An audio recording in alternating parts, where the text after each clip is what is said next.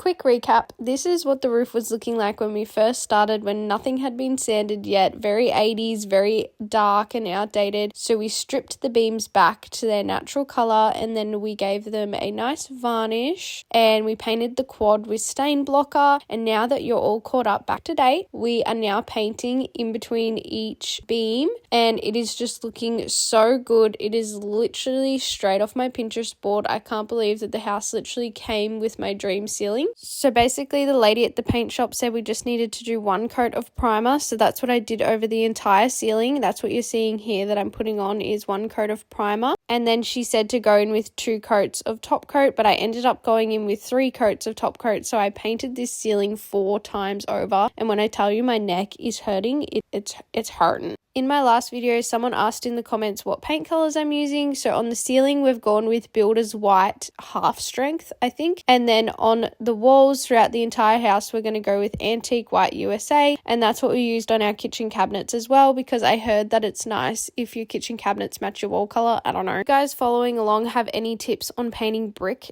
let us know in the comments below, because that's what we're working on next. And after what happened with the kitchen cabinets, I don't want anything to go wrong. So I'm trying to make sure we get as much advice as possible before we go ahead and paint the bricks. Also, if you're wondering what we're going to be doing with the flooring, I'm going to lay timber lookalike flooring straight over the top of these tiles. So that'll add some warmth to the home too, because I feel like when we paint the walls white and the ceilings white and we haven't done the floors or the timber bench tops yet, it's going to look like a lot of white, and I feel like everyone's going to be raging at me in the comments. But I swear, I don't want it to look like a hospital either, but I also don't want it to be all brown, because at the moment it's all brown. I didn't film all the layers of paint as it just would have been way too repetitive, but this was one of the layers of top coat going on. You can see the difference. So I'm struggling.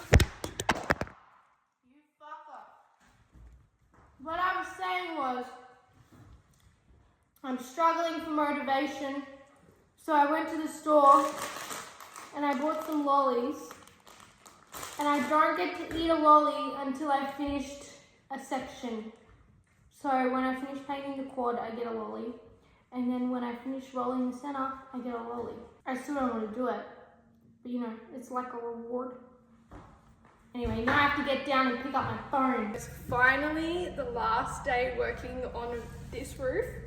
Thank God. I just got to put 1 more coat on that side. I did the final coat on this side yesterday. And then we peeled off some of the painter's tape to make sure it hadn't bled or anything, and it was all fine. So this was so satisfying. But I think we're going to leave the rest of the tape up, because we're going to have to tape up the beams anyway for when we spray the bricks, which is what we're doing next. And this is what the roof is looking like now. It looks so good. I'm so happy with it. Make sure you